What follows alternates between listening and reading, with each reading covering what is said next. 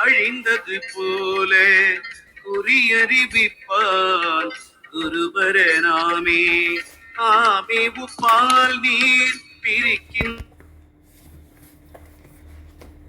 அன்னம் போல் தாந்தனி நித்தம் தீமேவு பல் கரணங்களுள் உட்டன தாமிழ் பிறப்பேரி சார்ந்த வித்தாமே. அனைவருக்கும் இனிய காலை வணக்கம். ஓம் திருமூலர் திருவடிகள் போட்டு 7ஆம் தந்திரம் 2வது அத்தியாயம் 24 என்று நாம் சிந்திக்கின்றோம்.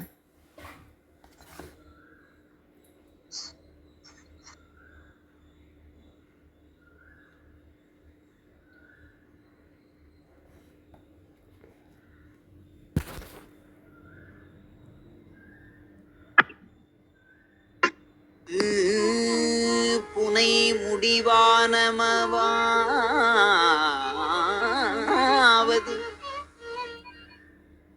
போது புனை கழல் பூமி அது ஆவது மாது புனை முடி வானகம் ஆவது நீதியுள் ஈசன் உடல்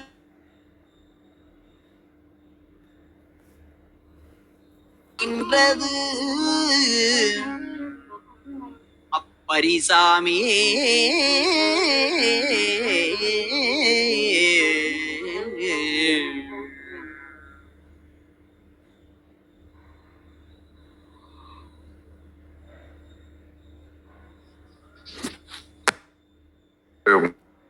வெப்சைட்ல அந்த பாடல் ஒரு பாடலும் குறிப்பிட்டிருக்கிறாங்க. அன்னைக்கு வித்தியாசமா அதை பிளே பண்ணி பார்த்தோம். ஓரளவு கேட்டுதாங்கம்மா கௌரி அம்மா? நடுவுல கொஞ்சம் விட்டு விட்டு இருந்தது. ஆனா கேட்டுச்சுங்க. டெய்லி போடலாங்களா? நல்லா இருக்குங்கய்யா, நல்லா இருக்கு. நானும் சொல்றேன், நன்றி. நல்லா இருக்குங்கய்யா, போடலாம். ஆனா அதுல பாடி இருக்குது. இந்த 7ஆம் தந்திரம் அண்டலிங்கம் பாத்தீங்கன்னா எங்கும் பரவி இருக்கின்றது அப்படின்னா திருப்பி இந்த அதிகாரத்தை நமக்கு வலியுறுத்துறாரு. ஒட்டுமொத்த பிரபஞ்சமும் எங்கும் அவன் இருக்கின்றான்றதை விட ஒட்டுமொத்த பிரபஞ்சத்தையும் அப்படியே அண்டமா பாக்குறது. அதுல பூமியை திருவடியா சொல்றாரு, மேல ஆகாயத்தை திருமுடியா சொல்றாரு, 8 திசைகளையும் உடம்பா சொல்றாரு. அப்ப அந்த பூமியில மட்டும்தான் பூக்கள் பூக்கின்றன, அவைகள் அவன் திருவடியிலேயே பூக்கின்றனன்றாரு. நாம எடுத்து அவன் திருவடியில சாய்த்தனும் கூட கிடையாது, அது திருவடியிலே ஆட்டோமேட்டிக்கா இருக்குது அப்படின்ற மாதிரி சொல்றாரு. அப்ப நமக்கு பதம் பிரிச்சு பாக்குறோம்னு வச்சுக்கீங்களா, போது புனல் கயல் அப்படின்னாக்கா மலர்கள் அணிந்த இறைவனின் வீர கயல் அணிந்த திருவடிகள் அப்படின்றாங்க. பூமி அது ஆவது அப்படின்னா அந்த பரந்த உலகத்தை நிலத்தை சொல்றாங்க. மாது புனை முடி அப்படின்னா உமையம்மையும் கங்கையையும் அவன் சூடியிருக்கின்ற திருமுடி அப்படின்னு விளக்க வராரு. வானகம் ஆவது அப்படின்னாக்கா ஆகாயத்தை சொல்றாருங்க. நீதியுள் ஈசன் அப்படின்னா தர்மத்தின் வடிவமாகவும் மாறாத நீதியாகவும் விளங்குகின்ற ஈசன். உடல் விசம்பாய் நிற்கும் அப்படின்னா திருமதியானது அந்த சராசரங்களுக்கும் பெரிவெளிகளுக்கும் நிறைந்திருக்கின்றது. ஆதி உர நின்றது அப்படின்னா ஆதி மூலமாகிய சிவபெருமான் பிரபஞ்சத்தோடு பொருந்தி நிற்கின்றது. அப்பரிசு ஆமேனா பேருவழி அந்த திருலிங்க திருக்கோலம் அதுவே ஆகும் அப்படின்னு நமக்கு விளக்குறாரு. இந்த கண்ணுக்கு தெரிகின்ற பிரபஞ்சம் சிவபெருமானின் பிரம்மாண்டமான வடிவம் அப்படின்றது நமக்கு விஸ்வரூப தரிசனமா நமக்கு இங்க காமிக்கிறாரு. அப்படின்றதான் அந்த பாடலுடைய மைய கருத்து. கதை ஒண்ணு சொல்லலாம்னாக்கா, குருகுலத்துல குருவும் சீடனும் இருந்தாங்க. ஆன்மீக கலந்து விளையாடல போனாங்க. அப்ப சீடன் கேட்கறான், ஐயா நீங்க ஈசன் எங்க இருக்கிறான்றீங்க, அந்த சராசரங்கள்லாம் அவரேன்றீங்க, ஆனா எனக்கு உலகத்துல துன்பங்களும் பாறைகளும் மண்ணும் தான் கண்ணுக்கு தெரியுது, இதை நான் எப்படி இறைவனாக காண்பது அல்லது விசுவத்தை நான் எப்படி உணர்வது அப்படின்னு ஒரு இன்டலெக்டுவலா ஒரு கேள்வி ஒண்ணு கேட்டாரு. உடனே குரு புன்னகிச்சு சொன்னாரு, நாளைக்கு காலையில நம்ம வா காட்டுல இருக்கிற மலை உச்சிக்கு போகலான்னாரு. உனக்கு அங்க விடை கிடைக்கும்னாரு. மறுநாள் காலையில அங்க உச்சிக்கு போறாங்க. அப்ப சூரியன் மெதுவா உதயத்தை பார்த்தாங்க. மேல அப்படியே ரைஸ் ஆகுறத பார்த்தாங்க. பனிமூட்டம் கொஞ்சம் கொஞ்சமா விலகிடுச்சு. கீழே பாக்குறாங்க, பரந்த பூமி, பச்சை பசேல்னு காடுகள், ஓடும் நதிகள், பூத்து குலுகின்ற பூக்கள் அழகாக காட்சியளித்தன. இப்ப கூறாரு, கீழே பாரு என்றார். நாம் முதித்து கொண்டிருக்கும் இந்த பூமி எவ்வளவு பொறுமையாக எல்லாவற்றையும் தாங்கிக் கொண்டிருக்கின்றது. இந்த பூமி மீதுதான் மனிதர்கள் மலர்களை தூவி இறைவனை வழிபடுகிறார்கள். உண்மையிலே அன்பர்கள் சார்த்த மலர்கள் ஏற்கும் இறைவனின் திருவடிகள் தான் இந்த பூமி. இந்த மண்ணை நீ வெறும் மண்ணாக பார்த்தால் அது மண், இறைவனின் பாதமாக பார்த்தால் அதுவே சரணாகதி. சீடனுக்கு ரொம்ப வியப்பாயிடுச்சு. பூமியை பார்க்கலாம். இப்ப என்ன சொல்றாரு, வானத்தை பார்க்க சொல்றாரு. அப்படியே மேல பார், எல்லையற்று விரிந்த மேகங்கள் விண்மீன்களை தாங்கி நிற்கும் அந்த நீல வானத்தை பார். மகாபாரதத்தில் அர்ஜுனனுக்கு கண்ணன் காட்டிய விஸ்வரூபம் போல அந்த பெருவெளியே சிவபெருமானின் திருமுடி. கங்கையையும் சந்திரனும் சூடிய அவனை தலைமுடிதான் அந்த ஆகாயம் அப்படின்றாரு. அப்ப சீடனுக்கு மகிழ்ச்சியிலிருந்து போகுது. வானத்தை பார்க்கறான்.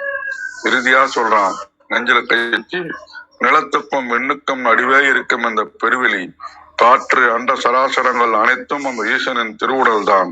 அவன் நீதியின் வடிவமாய், தர்மத்தின் சாட்சியாய் எல்லாவற்றிலும் ஊடுருவி நிற்கின்றான். இயற்கையை தனியாகவும் இறைவனை தனியாகவும் பிரிக்க முடியாது. இந்த முழு பிரபஞ்சமே சிவலிங்க வடிவம்தான்.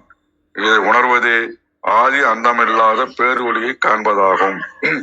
குருவுடைய விளக்கத்தை கேட்ட உடனே சீடனுக்கு தினமும் பார்க்கும் மலையும் மண்ணும் வானமும் சாதாரண பொருட்களுக்காக தெரியவில்லை, பிரபஞ்சமே சிவபெருமானின் பிரமாண்ட வடிவமாக தெரிகின்றது அப்படின்றான். அப்ப அவனுடைய அகக்கண் திறந்தது. அப்ப இறைவனை எங்கேயோ தேடி ஓட வேண்டியதில்லை. நாம் வாழும் பூமி அவனது பாதம், நாம் பார்க்கும் வானம் அவனது திருமுடி, நம்மை சுற்றியுள்ள இயற்கையே மேனி. இயற்கையை மதித்து தர்ம நெறியோடு வாழ்ந்தால் இந்த அண்டமே சிவமயமாக காட்சியளிக்கும் அப்படின்ட்டுதான் இந்த கதை மூலமா நமக்கு உணர்த்துறாரு. இன்றைய பாடலுக்கு தினசரி வாழ்க்கையில என்ன பண்ணலாம்னா இயற்கையை பேணுதல். ஏன்னா எல்லாமே அவனுடைய திருவுடல் அப்படின்றதால இயற்கையை பேணுதல். அப்புறம் பரந்த மனப்பான்மை, பிராட் மைண்டா இருக்கிறது, எல்லாத்தையும் அச்சப் பண்ணிக்கிறது, நேர்மையும் தர்மமும் முடிஞ்ச வரையும் கடைபிடிக்கிறது, எல்லாரையும் சமமாக பாதிக்கிறது. இப்படியாக காலையிலிருந்து பூமியில் அவன் காலை வைக்கும் போது அவனுடைய திருவடியை நினைப்பதும், வானத்தை பார்க்கும் போது அவனை வியப்பாக காண்பதும், நமது கடமைகளை அறநடையோடு செய்வதும் தான் நமக்கு இந்த பாடல் அவருக்கு உணர்த்ததாக உணர்கின்றேன். தலத்தை கௌரி அம்மாவோடு ஒப்படைக்கின்றேன். மிக்க நன்றி. நன்றிங்க ஐயா, மிக அருமை.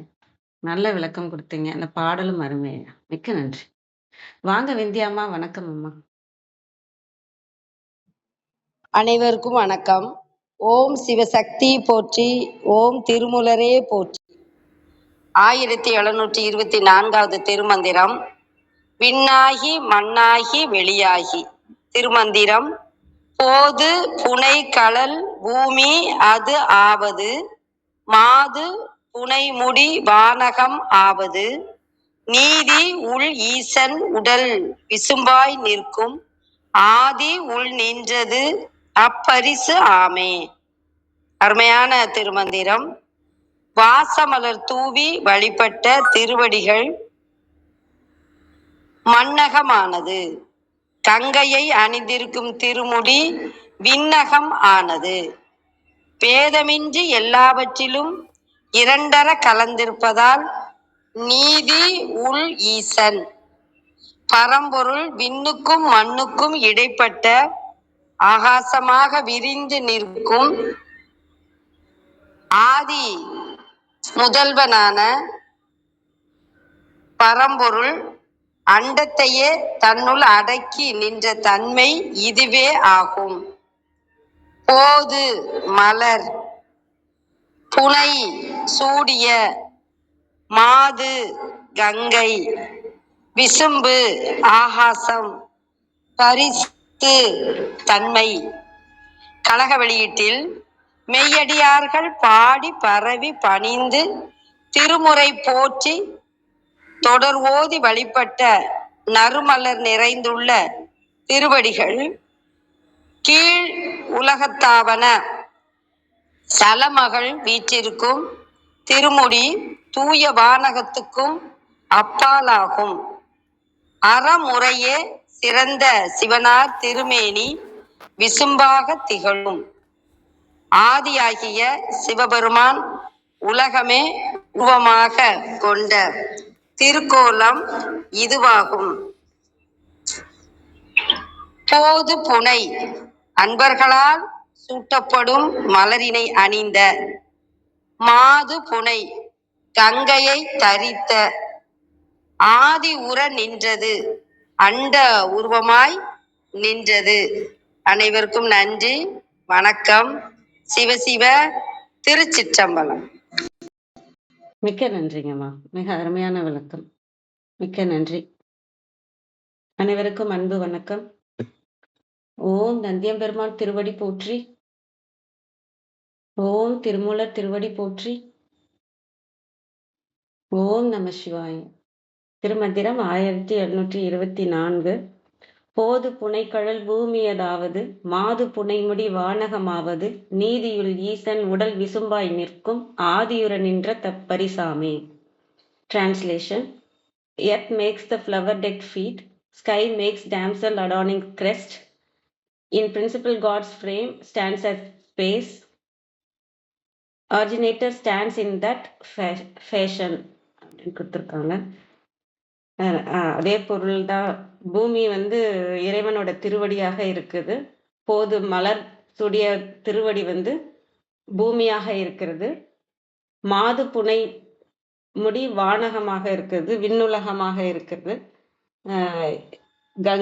கங்கையை சொல்லலாம். இறைவன் திருமுடியில கங்கை சூட்ட திருமுடி தேவலோகமாக, சொர்க்கமாக, வானுலகமாக இருக்கு. நீதியுள் ஈசன் உடல் விசும்பாய் நிற்கும்.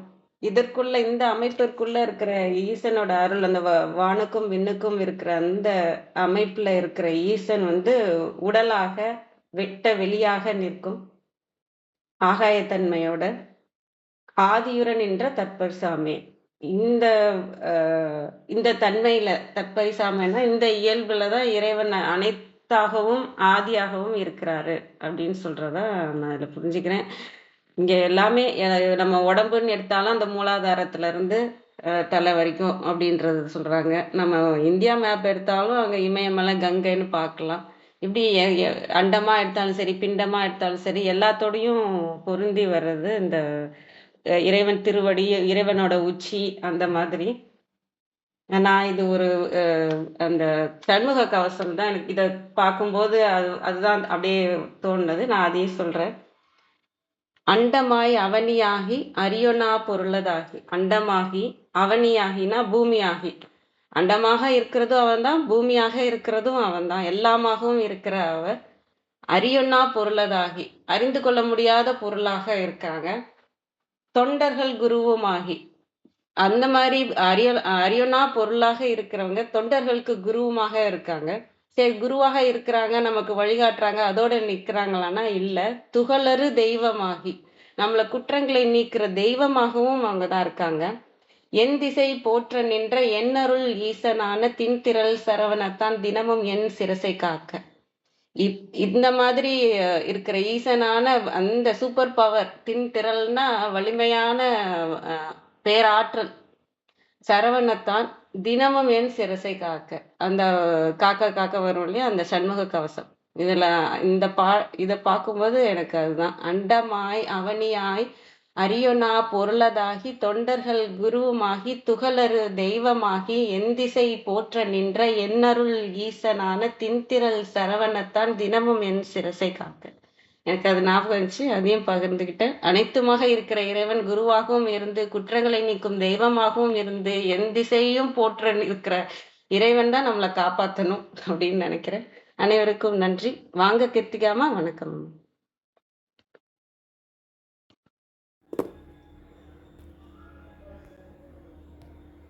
வணக்கம். அனைவருக்கும் இனிய காலை வணக்கம். இன்றைய மந்திரம் பத்தி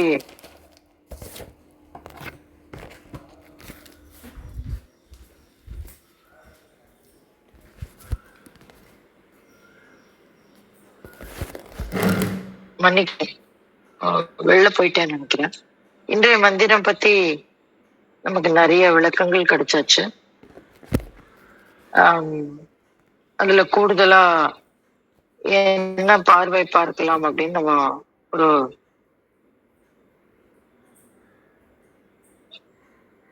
பார்வை பார்க்கலாம். என்ன சொல்றாரு அப்படின்னா, போது புனைகள் பூமியேதானது அப்படின்னு ஒரு இடத்துல சொல்றாரு. அதாவது மண். பூமின்னா என்ன சொல்லுவோம் நம்ம? இந்த உலகம் மண் அப்படின்னு பார்க்கலாம் இல்லையா? அப்ப போது புனைகழல் பூமியதாவது, அதுதான் மண். அதான் மண்ணுல என்னெல்லாம் இருக்கோ அதெல்லாம் அவர் தான், அவருடைய கழல் திருவடி. கழல்னா நமக்கு தெரியும் இல்லையா? கழல் அணிந்த பாதங்கள். அதனால அந்த கழல் அப்படிங்கிறத நம்ம திருவடி அப்படின்னு தான் எடுத்துப்போம், பாதங்கள் அப்படின்னு. ஆனா என்ன சொல்றாரு பாருங்க,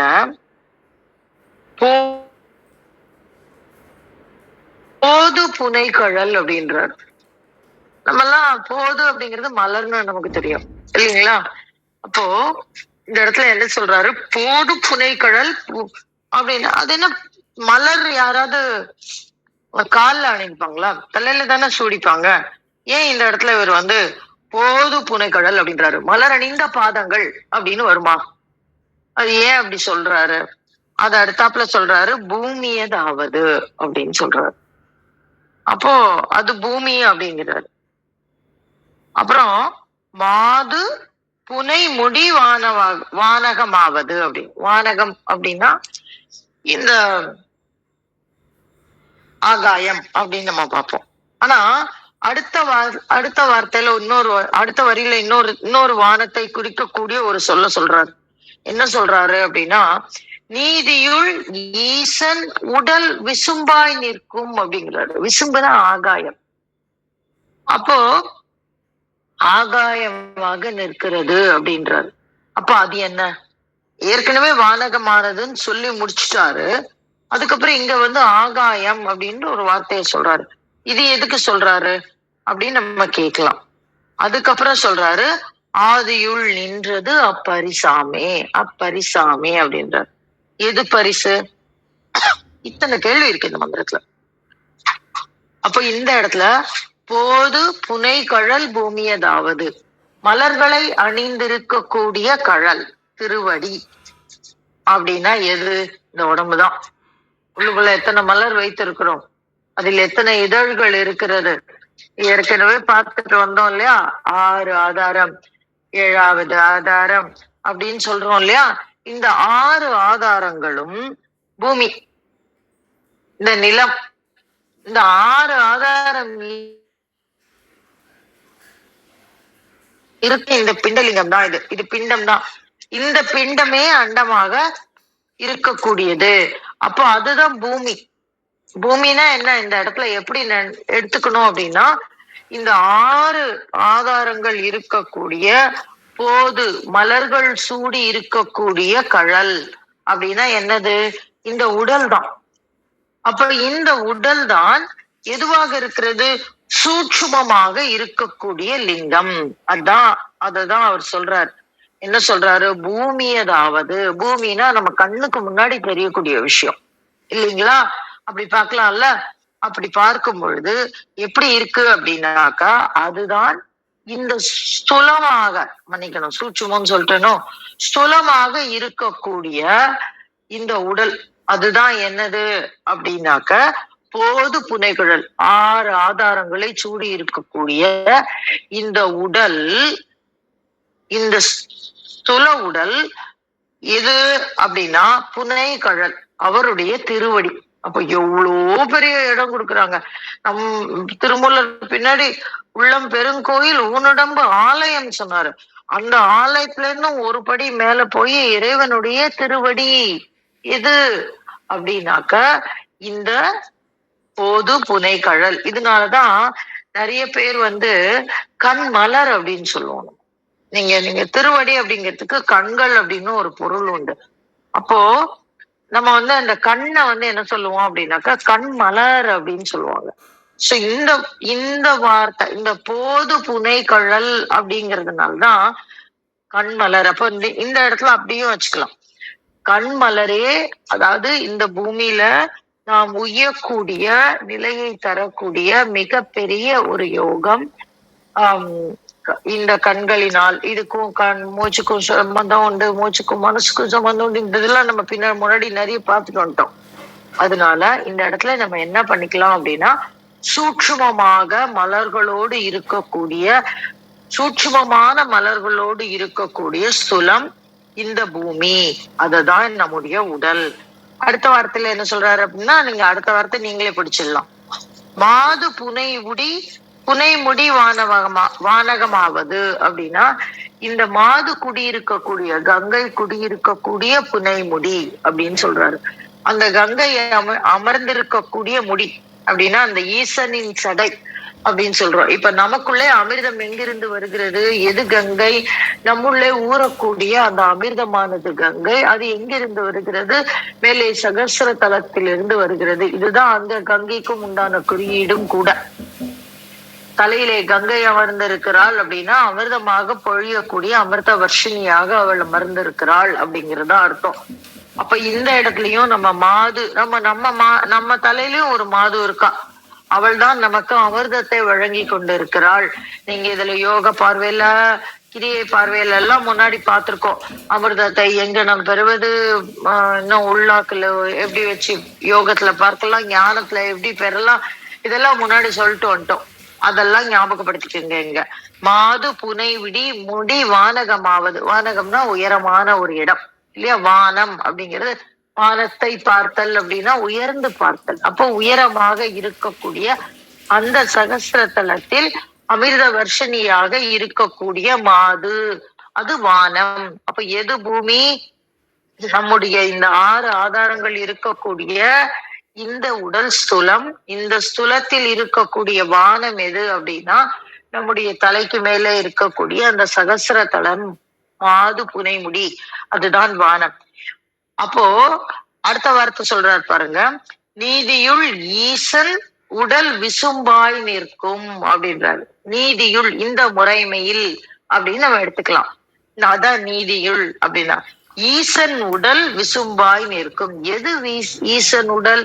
உள்ளே இருக்கக்கூடிய அந்த ஆகாயம், நம்முள்ளே இருக்கக்கூடிய சூட்சுமமாக உயிர் எங்கேயாவது இருக்கு, இந்த இடத்துலதான் இருக்கு அப்படின்னு நம்மள எங்கேயாவது இதோ அடையாளம் காட்டி சொல்ல முடியுமா? இந்த சொட்டு விரல்ல இருக்கு, கண்ணுல இருக்கு, கால்ல இருக்கு, காதுல இருக்குன்னு சொல்ல முடியுமா? முடியாது. ஆகாயம் எங்கும் வெளி ஆகாயம் இடத்த இந்த இடத்துல வெளியின்னு எடுத்துக்கலாம். நம்ம எங்கும் நிறைந்து நிற்கக்கூடியது விசும்பு. அப்ப அதனாலதான் அது யாரு அப்படின்னா ஈசன். அப்ப இந்த உடல்ல இருக்கக்கூடிய அனைத்தும், இந்த உலகத்தில் இருக்கக்கூடிய அனைத்தும் அண்டலிங்கம் தானே பார்த்துட்டு இருக்கோம். அது அனைத்துமே இந்த உடலாக நிற்கிறது. ஆதியுர நின்றது அப்பரிசாமே அப்படின்றாரு. இன்னைக்கு இல்ல, நேற்றுக்கு இல்ல, ஆதியுரன் நின்றது அந்த இடத்துல இருந்து பழமையானது இந்த ஆன்மா. அப்ப அதுல இருக்கக்கூடிய அந்த விசும்பாக நிற்கக்கூடிய அந்த ஈசனுடைய பிரதிநிதியாக, ஈசனுடைய உடலாக நிற்கக்கூடிய அந்த உயிரோடு கலந்து உறவாடி கொண்டிருக்கின்ற ஆதி எது? இந்த ஆன்மா. அப்பரிசாமே, அது அவன் கொடுத்த பரிசு அப்படின்னு சொல்றாரு. அப்ப பாருங்க, நம்ம உடல் எவ்வளோ பரிசுத்தமான ஒரு விஷயம். இந்த பரிசுத்தமான விஷயத்துல யாரு குடியிருக்கா, எப்படி குடியிருக்கா, எங்க குடியிருக்கா, அதுல அதை இயக்கக்கூடிய உயிராக ஆற்றலாக இருக்கக்கூடியது எது? இறைவனுடைய பெருங்கருணை, அவனுடைய உடல் அப்படிங்கிற பெருங்கருணைனா ஏதோ நீ கொடுத்து சாப்பிடு அப்படின்னு சொல்லி நம்ம யாருக்கோ ஒரு 10 ரூபா வாங்கி கொடுத்துட்டு போறோமே, அது இல்ல. நம்மளை கூப்பிட்டு வச்சு உட்கார வச்சு சாதம் பிசைஞ்சு நம்ம கண்ணு முன்னாடி நமக்கு ஊட்டுறாரு. அப்பேற்பட்ட அவருடைய கையால் ஊட்டி இருக்கக்கூடிய பரிசு இது. அது எது? இந்த ஆன்மா. அப்ப இந்த உடம்பையும் அப்படியே அவர் புடம் போட்டு தங்கமாக ஜொலிக்க வைத்து விட்டார். நீதான் நான் தான் உள்ள உட்கார்ந்திருக்கேன். அதுல இருக்கக்கூடிய ஒரு இடைவெளியிலும் இந்த உடல்ல எவ்வளவு இடைவெளி இருக்கு யோசிச்சு பாருங்க. நீங்க இந்த சுட்டு விரல் பாக்குறோம், ஒரு விரல்ல பாக்குறோம். இந்த விரல் என்ன மொத்தமும் நீங்க நீங்க மருத்துவ இதுல பாத்தீங்கன்னா குறுக்கு வெட்டு தோற்றம் இந்த இல்ல கட் பண்ணா கூட நமக்கு தெரியும். அந்த ஒரு செல்லுலயும் இருக்கக்கூடிய இடைவெளிகள் எவ்வளவு இருக்கு. அதுல எல்லாம் யாரு நிரம்பி இருக்கிறார்கள் அப்படின்னா ஈசன். இப்ப பாருங்க உடம்பு அப்படி ஜிவ்வுன்னு வரல நமக்கு. அதுதான் அந்த அந்த இடம்தான் இறைவன் நமக்கு திருமூலர் நமக்கு காட்டி தருகிறார். நீ எப்பேற்பட்ட ஆளு, நீ என்ன பண்ணிக்கிட்டு இருக்க, உட்காந்து அங்கேயும் இங்கேயும் கம்பேர் பண்ணிட்டு இருக்க, அது வேணும் இது வேணும்னு கீழ்மையாக யோசித்து கொண்டு இருக்கிறாய். ஆனா உனக்குள்ள இருக்கக்கூடியது யாரு, என்ன மாதிரி, எப்படி உட்காந்துருக்கா நீ யோசிச்சு பாரு அப்படின்னு நமக்கு சொல்லி கொடுக்குறாரு. இது ரொம்ப ரொம்ப ரொம்ப ரொம்ப ரொம்ப அற்புதமான நம்முடைய யோகத்தினுடைய ஒரு நிலையில் ஆழ்ந்து நாம் பெறக்கூடிய அனுபவமாக இருக்கக்கூடிய ஒரு விஷயம் இது. ஏன்னா உள்ள உள்ள உள்ள உள்ளன்னு கூட்டு போறாரு. 6 ஆகாசம் வந்துட்டியா, நீ 6 ஆதாரம் வந்துட்டியா, அதுக்கு மேல போ, அதுக்கு மேல இருந்து என்ன பண்ண, உன்னுடைய அமிர்த வர்ஷினியை நீ தொழு, உன்னுடைய சகசர தளத்துல நெல்லு. அங்க நின்னு பார்க்கும்போது இந்த உடம்புல இருக்கக்கூடிய அத்தனை வெளிகளும் இடங்களும் நிரம்பி இருக்கக்கூடிய ஈசனை தரிசிக்கலாம். அந்த அந்த அந்த இடைவெளியில் உன்னுடைய ஆன்மா எத்தகைய பரிசாக இந்த இடத்துல வந்திருக்கு, நீ கழிய வேண்டிய அத்தனை வினைகளையும் கழித்து விட்டு மேலேறி செல்லு அப்படின்னு நமக்கு காட்டி தரக்கூடிய ஒரு விஷயமா இருக்கு. விஸ்வரூப தரிசனம்ங்கிறது இதுதான். அது அற்புதமான ஒரு ஒரு ஒரு ஒரு சுருக்கத்தை நமக்கு சொல்லி கொடுத்திருக்கிறாரு. அது நம்ம அனைவருக்கும் இன்னும் ஆழமா மனசுல சென்று புரியணும்ன்ற பிரார்த்தனையோடு என்னுடைய பகிர்தலை முடித்துக் கொள்கிறேன். மிக அருமை. நல்ல விளக்கங்கள் கொடுத்தீங்க. மிக்க நன்றி. வாங்க மகேந்திரன் ஐயா. வணக்கம் ஐயா.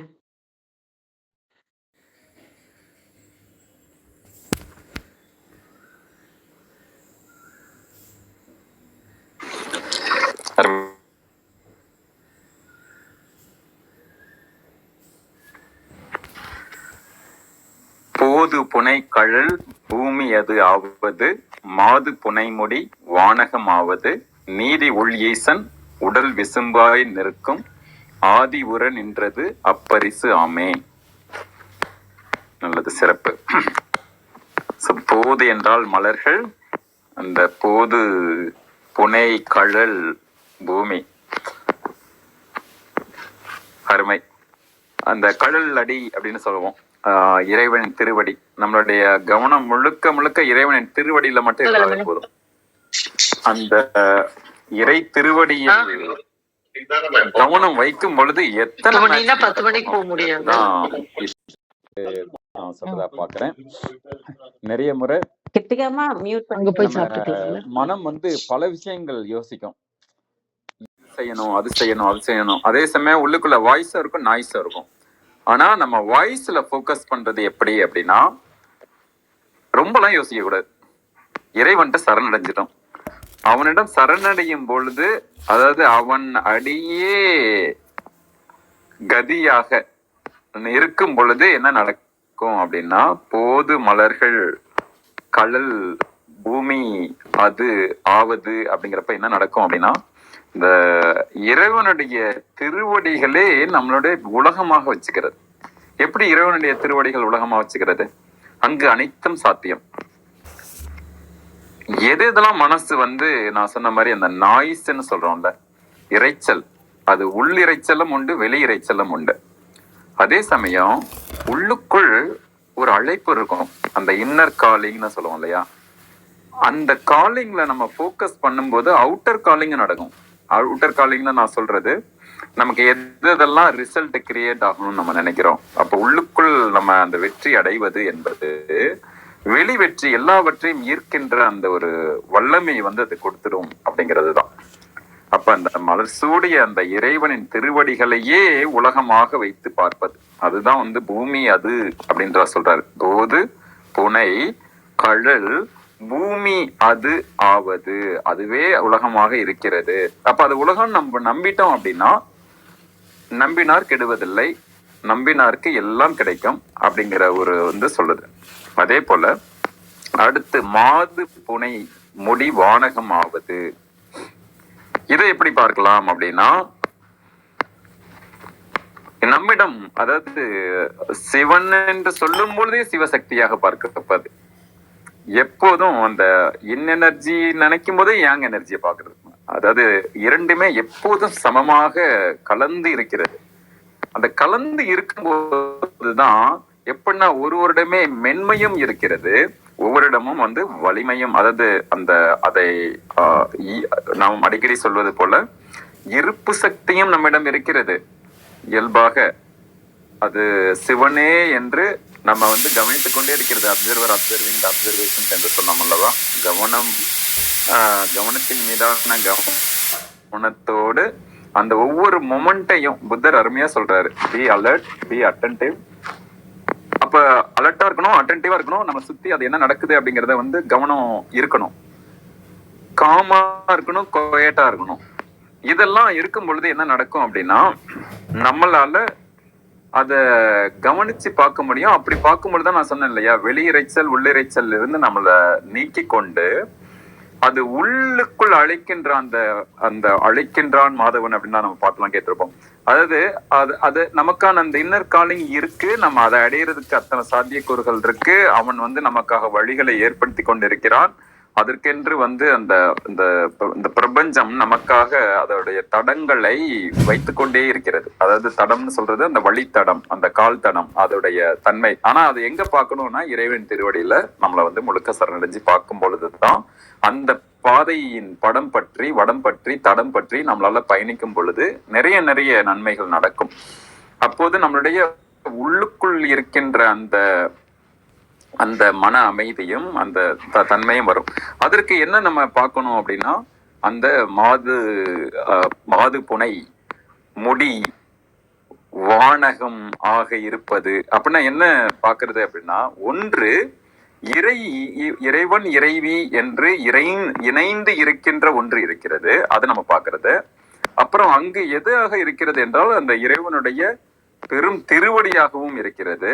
ஒன்று நம்ம இரண்டை பார்க்கிறோம் இல்லையா, ஒன்று திருவடியை பார்க்கிறோம், அதனுடைய உச்சமாக இருக்கின்ற அந்த ஒரு நிலையும் பார்க்கிறோம். நம்ம உச்சமாக இருப்பது என்ன, இறைவனின் திருமுடி ஆகாயமாக இருக்கிறது, அதுவும் வந்து கங்கையாக இருக்கிறது. அந்த கங்கை அங்கு இறைவனின் சரிபாதியாக இருக்கின்ற எல்லாவற்றையும் வழி நடத்துகின்ற ஒரு மூளை போல, இந்த ஒரு தலைக்கான ஒரு தலைமை செயலகம் என்று சுஜாதா எழுத்தாளர் வந்து ஒரு புத்தகம் எழுதியிருக்கிறார் இல்லையா. அந்த தலைமை செயலகம் போல வந்து அங்கு இருந்து ஆட்சி செய்கிறாள் சக்தி. அப்ப அது இருக்கிறது. இன்னொன்று மூன்றாவது நான்காவது அடியில நீங்க சொல்லும் போது பாத்தீங்கன்னா, நீதி உள் ஈசன் உடல் விசும்பாய் நிற்கும். அது என்ன, நம்ம சொல்ற அறம், தர்மம், நம்மளோட நீதி, அதாவது எல்லாவற்றையும் நேராக பார்ப்பது, நேரடியாக நம்ம வந்து உணர்வது. எந்த ஒரு நாய்ஸ் எல்லாம் கட் பண்ணிட்டு நேரா வாய்ஸ்ல உள்ள நுழையிறதுன்னு சொல்றோம் இல்லையா, அதுல வந்து உள்ள இருக்கும்போது அது எங்க இருக்கிறான் அப்படின்னா, அதான் ஒரு சிலை எப்படி உருவாகிறது என்பதை பார்த்தால் நமக்கு தெரியும். தேவை மட்டும் மிஞ்சுகையில் திருச்சிலைகள் உயிர்ப்பது போல் என்று என்னோட வரியில சொல்றது உண்டு. அதாவது எது தேவை அப்படிங்கிறத மட்டும் மனசு வச்சுக்கிட்டே அதை அந்த சிற்பி செதுக்குறான்னு வச்சுக்கோங்களேன். அந்த சிற்பிக்கு தேவையில்லாததை மட்டும் நீக்கினா போதும், தேவையானது உள்ளுக்குள்ளேயே இருக்கு. நம்மகிட்டையும் அப்படிதான் அளப்பரிய வாய்ப்புகளையும் அளப்பரிய சாத்தியக்கூறுகளையும் வாழ்க்கை வழங்கி கொடுத்து கொண்டே இருக்கு, இறைவன் கொடுத்துக்கிட்டே இருக்கிறான். ஆனா என்னன்னா, மனிதர்கள் ஒன்று புரிந்து கொள்ள வேண்டும். நான் 2 நாளுக்கு முன்னாடி சொன்னது போல, மனிதர்கள் என்ன நினைக்கிறாங்கன்னா, இறைவன் வெற்றியை கொடுக்கணும். வெற்றி வாய்ப்புகளில் மறைந்திருக்கிறது, ஒளிந்திருக்கிறது, அது மறைபொருளாக இருக்கிறது.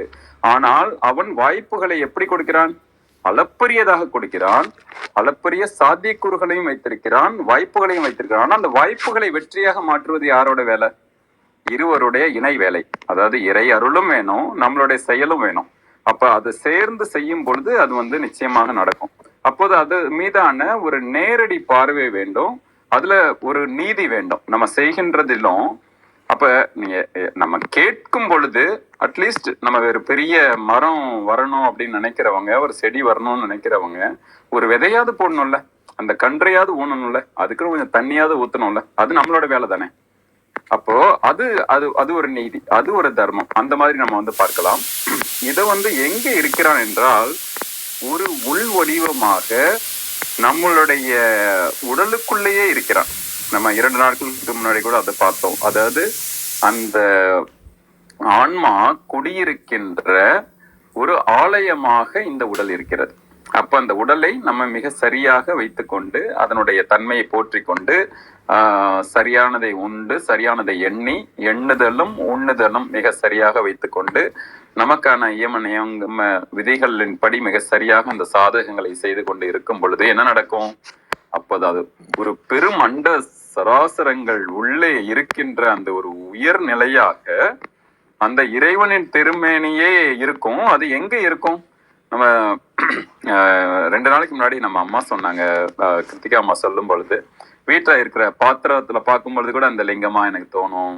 இந்த இது கூட ஒரு திரைப்படம் வந்ததுல என்ன, அருணாச்சலம்னு ஒரு திரைப்படம், அதுல கூட அப்படிதான் பயன்படுத்திருப்பாங்களாம். அந்த சிவலிங்கத்தை வந்து ஒரு பாத்திரத்தோடைய இதுவா வந்து வச்சு, அதுவே வந்து அந்த அந்த அந்த படத்துல நீங்க பாத்தீங்கன்னாவே தெரியும், அது முழுக்க இப்போ ஒரு அண்டத்தையே நம்ம வந்து அது மாதிரி சிவலிங்கமா பார்க்கலாம்.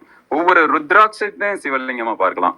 ஒவ்வொரு பொருளையும் நீங்க பார்க்கலாம். அம்மா கூட அதை கூட சொன்னாங்க, நீங்க ஒரு செல்போனை பாத்தீங்கன்னாலும் அது ஒரு லிங்க வடிவமாக பார்க்கலாம். இது இந்த அண்டத்தை நாம வந்து அனுசரிக்கின்ற அல்லது அதை காணுகின்ற அந்த பார்வையை மாற்றிக்கொள்ளும் பொழுது அனைத்தும் சிவமாகும், அனைத்திலும் சிவமாகும். அதுதான். அப்ப அந்த ஒரு திருமேனியே வந்து இந்த அண்டமாக நீங்க யோசிச்சு பாருங்க. அது பூமியாவும் பார்க்கலாம். ஒரு முறை கௌரியம்மா கூட சொன்னாங்க, நீங்க இந்த பூமியோடைய பந்தை பாத்தீங்கன்னாலும் அதுவும் வந்து ஒரு சிவலிங்கமா இருக்கும். இந்த ஒரு பிரபஞ்சத்தின் பெரும் பரப்பையும் பாத்தீங்கன்னாலும் லிங்கமாக நாம பார்க்க முடியும். இது வந்து நம்மளுடைய ஐம்புலன்களில் ஒரு புலனாக பார்க்கின்ற நம்ம கண்களில் வழியாக பார்ப்பது. இன்னும் சொல்ல போனா உணர்வு வழியாக அத்தனையையும் ஒருங்கிணைந்த ஒரு வடிவமாக அத்தனை வகையிலும் நம்ம வந்து பார்ப்பது, நுகர்வது, கேட்பது, அந்த வாசனையாக இருப்பது. ஏன்னா நம்ம கண்ணுக்கு மட்டும் பாக்குறது மட்டும் இல்லைல்ல. நீங்க கோயிலுக்கு போறீங்க அப்படின்னா அங்க ஒரு அமைதி ஏன் கிடைக்குது? அங்கு ஒவ்வொன்றும் சரண்டர் ஆகுது. கண்கள் அதோட அலங்காரத்துல சரண்டர் ஆகுது. அங்கு உள்ள அந்த மலர்களின் மனம், அங்க மற்ற அந்த கற்பூரத்தின் மனம், மற்ற எல்லா மனங்களும் அந்த நாசி அங்கு சரணடைகிறது. நம்மளுடைய உணர்வு சரணடைகிறது. நம்மளுடைய அந்த பெல்ல மற்ற அந்த மணி ஓசையிலிருந்து நம்மளுடைய காதுகள் அங்க உள்ள ஒலிக்கின்ற மந்திரங்கள். இப்ப எல்லாம் அது எங்கெங்கெல்லாம் டிஸ்ட்ராக்ட் ஆகி இழுத்துட்டு போற அந்த அந்த 5 பேரையும் கட்டி போட்டு இதோ பார், அனுபவி அப்படின்ற மாதிரி நம்மள விடும் பொழுது என்ன நடக்குது? பெரும் அமைதி நடக்குது. அங்க இறையை மட்டும் பார்க்கிறோம், மற்ற எந்த எண்ணங்களும் இல்லாமல் நம்மளால வச்சிருக்க முடியுது. இப்ப இது மாதிரி நம்மள வந்து கொண்டு வருவதற்கு அந்த திருமேனியே அண்டமாக இருக்கின்ற நிலையை நம்ம பார்க்கணும். அதுக்கப்புறம் என்னன்னா, நிறைவு வரி சொல்றது போல, ஆதி உர நின்றது அப்பரிசாமே. எப்பரிசு ஆதியாக நிற்கிறது? ஆதி என்றால் என்ன? எல்லாத்துக்கும் மூலம். அதான் வந்து ஆதி மூலமே அப்படின்னு நம்ம நிறைய பேர் வந்து அந்த பேரும் வச்சிருப்பாங்க. நாமும் அது போல வந்து மனதார வந்து பார்க்கணும். எதை மூலமாக, அதான் why you do what you do அப்படின்னு சொல்லுவோம். நீங்கள் எதை ஏன் செய்கிறீர்கள், நீங்கள் செய்வதை ஏன் செய்கிறீர்கள் என்ற ஒரே ஒரு கேள்வி கேட்டுக்கிட்டா போதும், ஆதி மூலத்தை கண்டுபிடிச்சிடலாம். நம்ம எதுக்காக வந்திருக்கோம்? இந்த மூச்சு எங்க இருந்து வந்துச்சு? இந்த பேச்சு எங்க இருந்து வந்துச்சு? இதோடைய உடல் எங்க இருந்து வந்துச்சு? இதோட உள்ளுக்குள்ள இருக்கிற ஒவ்வொரு செல்லும் எங்க இருந்து வந்துச்சு? இது முழுக்க 100+ ட்ரில்லியன் செல்கள்ங்கிறதும் அத்தனை சிவலிங்கம் நம்ம உள்ளுக்குள்ள இருக்கு, நம்ம வெளியில இருக்கு. அண்ட சராசரங்கள் என்று சொல்லுகின்றது போல நம்ம பார்க்கின்ற எல்லாவற்றிலும் இருக்கிறது. அதை வந்து நம்ம எப்படி பார்க்கணும்னா, ஆதி மூலமாக அந்த இறைவனுக்கு ஏற்ற வகையில் இருக்கிறது. தான் ஆதி உர நின்றது. உர என்றாலே அங்க என்னன்னா, அது முழுக்க அந்த இயற்கைக்கு ஏற்ற வகையில் அந்த ஆதியாகவே இருக்கிறது என்பது. அது எப்படி இருக்கிறது? அரும் பரிசாக இருக்கிறது, அருள் பரிசாக இருக்கிறது, அன்பு பரிசாக இருக்கிறது, ஆசீர்வாத பரிசாக இருக்கிறது. அங்கு அத்தனையும் வரங்களான பரிசாக இருக்கிறது என்பதுதான் அந்த பரிசு. அந்த பரிசை ஒவ்வொரு நாளும் நுகர்வோம், ஒவ்வொரு தருணத்திலும் நுகர்வோம், ஒவ்வொரு வருடமிருந்து நுகர்வோம், ஒவ்வொரு அனுபவத்திலிருந்து நுகர்வோம் என்பதுதான் இந்த முழுக்க இந்த அண்டலிங்கம் நமக்கு காட்டுவது. அது முழுக்க நிறைந்து இருப்பதும், நிறைவாக இருப்பதும், அதில் கரைந்து இருப்பதும், கலந்து இருப்பதும் என்று எல்லா வகையிலும் நம்ம வந்து பார்க்கும் பொழுது, அதுவும் நம சிவாயம், இதுவும் நம சிவாயம், எதுவும் நம சிவாயம், எப்போதும் நம சிவாயம், எல்லாம் நம சிவாயம் என்கின்ற வகையில் நம்ம வந்து இந்த வாழ்க்கையை ஒவ்வொரு சொட்டு சொட்டாக அருந்தி அப்படியே நம்ம வந்து திளைக்கலாம். அருள் பரிசை வந்து நம்ம நினைக்கணும். இது என்னுடைய பரிசு, இது என்னுடைய பரிசு. இந்த ஒவ்வொரு தருணமும் பரிசு. என்னுடைய ஒவ்வொரு வரம், ஒவ்வொரு மனிதர்களும் என்னோட பரிசு, ஒவ்வொரு தருணமும் பரிசு தருணங்கள் அப்படின்ற மாதிரி பார்க்கும் பொழுது இந்த வாழ்க்கை அவ்வளவு ஒரு அழகா இருக்கும். நன்றி நன்றி நன்றி. நன்றிங்க ஐயா. சிறப்பான விளக்கம். மிக அருமை ஐயா. மிக்க நன்றி. வேற யாரும் உங்களோட கருத்து, கேள்வி ஏதாவது சொல்றீங்களா?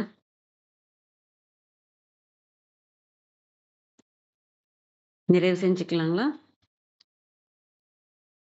அனைவருக்கும் நன்றி. இன்று எங்களுடன் இணைந்த அனைத்து உள்ளங்களுக்கும் எங்களது மனமார்ந்த நன்றிகள். மீண்டும் நாளை காலை 6:30 மணிக்கு சந்திப்போம். தலம் நிறைவு பெறுகிறது. திருமூலர் திருவடிகள் சரணம் சரணம். திருமூலர் திருவடிகள் சரணம் சரணம். திருமூலர் திருவடிகள் சரணம் சரணம். அனைவருக்கும் நன்றி. ஓம் நம சிவாய்.